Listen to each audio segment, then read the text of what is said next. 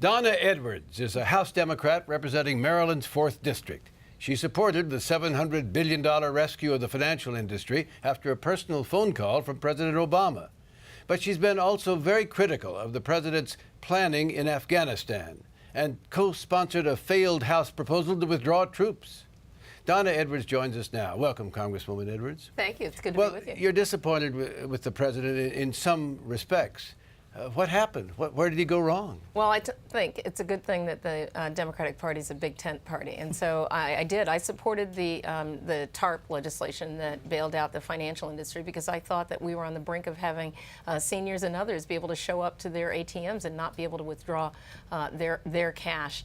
At the same time, I've been very committed to getting our troops out of Afghanistan. I've visited Afghanistan now 3 times since being a member of Congress, and I'm absolutely convinced this is not a war that we need to be in after a decade. Well, I asked you where he went wrong, but on Afghanistan, in the election campaign, he said that Iraq was the wrong war, but Afghanistan would be the right war. So you weren't taken by surprise? No, not by surprise at all. But I still think that it's really important for us to remove our footprint, our heavy footprint in Afghanistan. I think the president, clearly, his team has come to that same conclusion.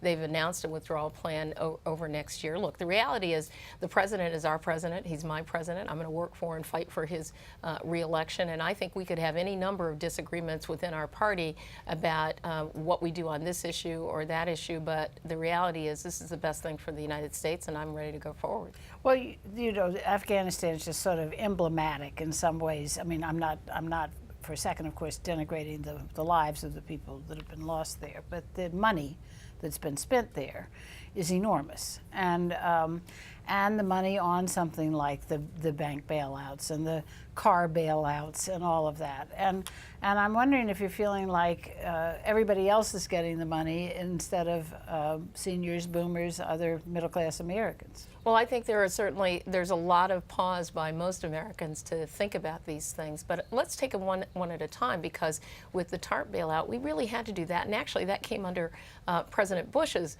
watch, not under President Obama. He certainly implemented it.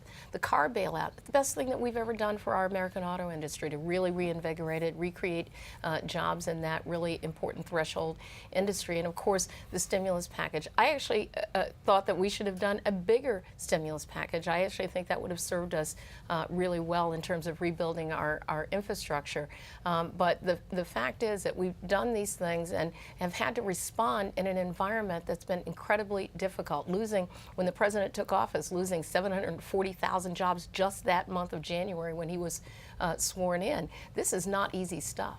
Well, I asked you where he went wrong, and you may not agree with all of these items, but people say, well, you know, he promised to close Guantanamo. He didn't close Guantanamo. He promised to get on the don't ask, don't tell. It took over 2 years. He promised to create jobs. We haven't created jobs, fair or unfair. And the Republicans, many of his critics say, rolled him on the budget 3 times in the last year.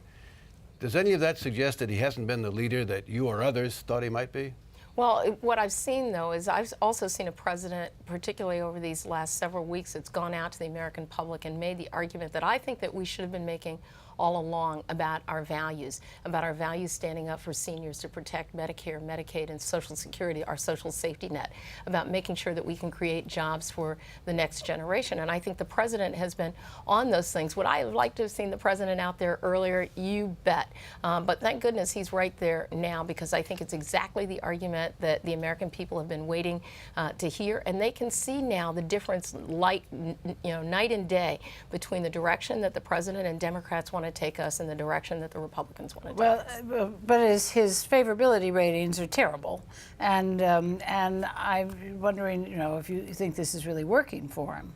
Well, I mean, I have to say, I mean, as I go through my congressional district, and I also am on our Democratic Congressional Campaign Committee, traveling around the country for lots of candidates, because I'm committed to winning the Congress back. What I hear from people is that they like this fighting spirit. They like the idea that the president is really drawing some bright lines between where the Republicans are and where the Democrats are.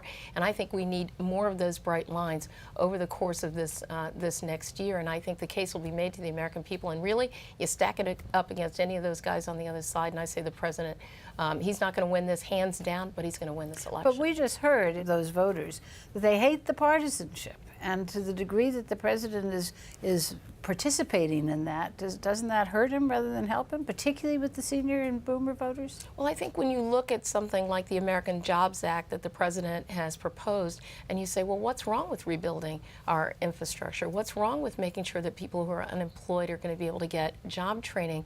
The American public doesn't view that as a Republican bridge or a Democratic bridge. They say, let's just build the bridge. And I think the more the president talks about those things, then the more important it will be for Republicans to say, you know what, we have to do something to put in for the American people. Well, not so far from the standpoint of the Jobs Act. As you know, it was been killed in the Senate, and so now the Democratic strategy is to introduce it in pieces, and the first piece was killed in the Senate.